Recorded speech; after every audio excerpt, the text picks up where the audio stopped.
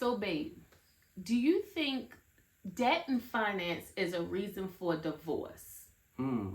Well, I mean, according to this survey I just read, 54% of people do believe that's a reason for divorce. I mean, so let's talk about it.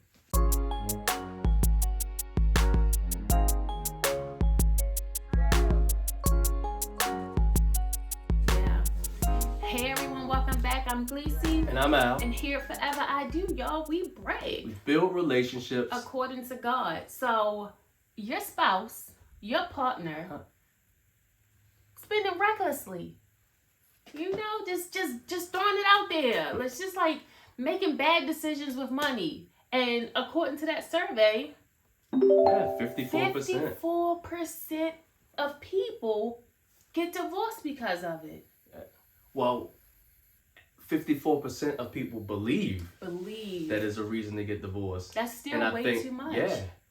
Like further in the study, it said like 41% actually do get divorced because of it. So I guess a percentage actually figure something out. Yeah. But we want to help more Yeah. figure something out. Yeah, and this is definitely something that we can speak very, very personally on, because we had, I had, just some financial things that I was just not aware of, and I wasn't taught finances. Yeah. So we had to have this conversation. Yeah. It never fails, again, like you always hear opposites attract, and quite often it's in the financial area. You always seem to have a spender and a saver. Like with most of the couples that we work with, it never fails. Yeah. It's always one is one, Yeah. other is the other. And now you got to sit down and you got to plan financially together with those two differences already in play. Mm-hmm. I mean, now don't get me wrong. Like when those two differences actually figure it out and work together, like it's gonna be so good. It's gonna be so good. But you got to get there. Yeah. So don't be so concerned if you don't already have a plan, because you can get started. Yeah. And the great thing is, just like Lacey mentioned, is once you put that plan together, the spender helps the saver get out of their own way. Right. And the saver helps the spender from spending recklessly. So let's talk about that topic. What do you do if your spouse, your significant other, is just spending recklessly? So you have to start. So the first thing that you have to do is sit still. Yes. Why are you sitting still? Because you gotta come together and you have to plan it. Sitting still means it's time to have that conversation. Yeah. It's time to actually, if you don't already have one, plan out that financial vision. Mm-hmm. Now, if you do have one, you're already ahead of the curve. So yes, maybe somebody's spending recklessly. Maybe they got outside of the vision. So in that case, you're sitting down to have the conversation to bring them back to the vision. Mm-hmm. But bottom line, you need to sit down because you need to talk. Yeah. And you need to make sure that you're not having all of these distractions and things like that. So that's, I'm married to a busybody. So like sometimes like I literally have to grab him and just tell him to just sit still, because like you can think of so many other things that you can be doing, but until you are completely focused on your spouse and having that conversation, is not really going to be as effective as it could be.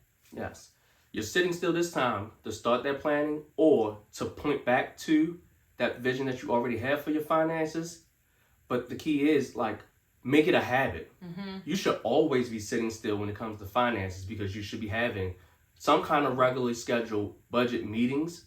I know that sounds business-like, but there is a business part of marriage. Absolutely. And this absolutely is a part of that. Yes. And it ties so much to your legacy that you have to do it. Yeah. So you're sitting still. Yes. And then you're going to talk it out. Now that I got your attention, let's talk it out. And this, because it's such a sensitive subject, like you really want to make sure that both of you are in a good space to have the conversation. Because sometimes, especially when you have a spender and a saver, sometimes the saver can, come off a little hard, and sometimes the spender can come off a little, nonchalant, or like they don't really care. And you just have to understand your spouse's financial personality, So it might not really be that the spender doesn't care, but they don't really know how to express that. So you really need to know who you are and what you bring to the table. Yes. So talking it out is about being empathetic and about hearing the other person out. Yeah. And if it's difficult to kind of get your perspective out, you could always use what we kind of talk about, not focusing on a person, focus on the issue. So talk about the issue at hand, and if it's about somebody spending recklessly, talk about how the spending affected you and how the spending made you feel, and not point the finger at the person, because if somebody gets defensive, it often can end the conversation before it really gets started. Right. So again, focus on how the spending made you feel, so that again you can kind of garner some kind of empathy and understanding, and you can actually have the conversation without turning each other head off, or turning up the vision, or ending up a part of that 54%. Yeah, so you have to ask for understanding, because you guys level of or knowledge of finances might be completely different. Yeah. So like you can sometimes use terms and I'm just like, what are you talking about? So you have to ask for understanding. Like you truly want to know what's going on. And if you're the one that understands the finances and all this other stuff, like you have to be willing to share that information and that knowledge with your spouse. Yeah, they might not understand it on the same level as you, but it's still important that they are in the know. They understand that when they spend too much, it has to come from something else, or we can't save as much, or we can't put away for stuff, other things that we want to do. But if you don't have that conversation, then it'll never ever happen. Yes.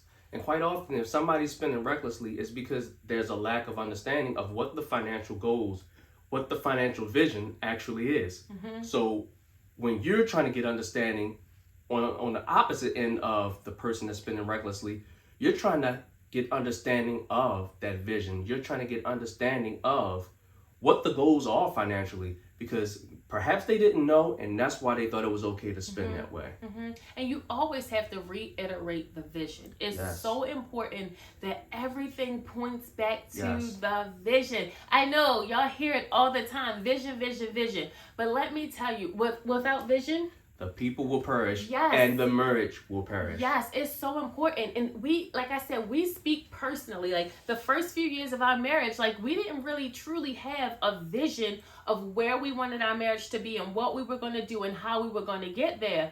But I can speak that from the moment we started with our vision, things definitely changed in our marriage. So your finances, when you're having this conversation, everything should always point back to the vision, because it's not what you said, it's not what I said, it's what we came together and decided in our vision. Yes. And the financial vision is all about legacy. Your legacy is built primarily on what you leave for the generation after you and the generation after that. Yeah. And it's impacted by your finances. So it's very difficult to leave anything of value if you spend it all while you're here. So I know we often hear like you only live once, you can't take it with you. We hear all of those cliche things, but the reality is that's not what God says. No, you can't take it with you, but you can leave it for your children and for your children's children. And that's what the goal is. So you have to point it back to vision, you have to build that vision, and what you want your finances to look like is all about legacy. Yeah, and when you decide that you're ready to take that next step, you have to decide what that looks like. Yes. So once you've reiterated the vision, you have to take the next step. And next step? Yes, the one thing that we like to do with couples is a zero-based budget. Okay, that's a great next step. But what is it? So it's where you tell your money where it's going and not the other way around. Yes, we were doing it the other way around, essentially. Our money was driving us around, telling us where it was going to go. Kind of like kids, like just dropping it off on the different places where it was going to be spent. When we switched to the zero-based budget, we started driving our money around.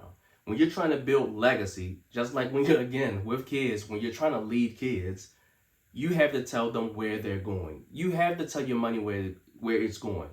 That's how you stop the reckless spending. You tell your money where it's going before it tells you. Yeah, and we would love the opportunity to walk you guys through the zero-based budget. Make sure that you just book a brag session with us. Absolutely. And that way we can walk lockstep with you and explain to you the nuances of the zero-based budget and get you started on building legacy and stopping the reckless spending. All right, guys, in order to stop the reckless spending, you have to start. Yes, start. Sit still, talk it out, ask for understanding, reiterate the vision, and take the next step. There we go. All right, guys, thank you so much for joining us. If you haven't already, go ahead and hit the like button, hit the subscribe button, turn on the notification bell so you never miss a video from us. And we'll see you guys in our next video.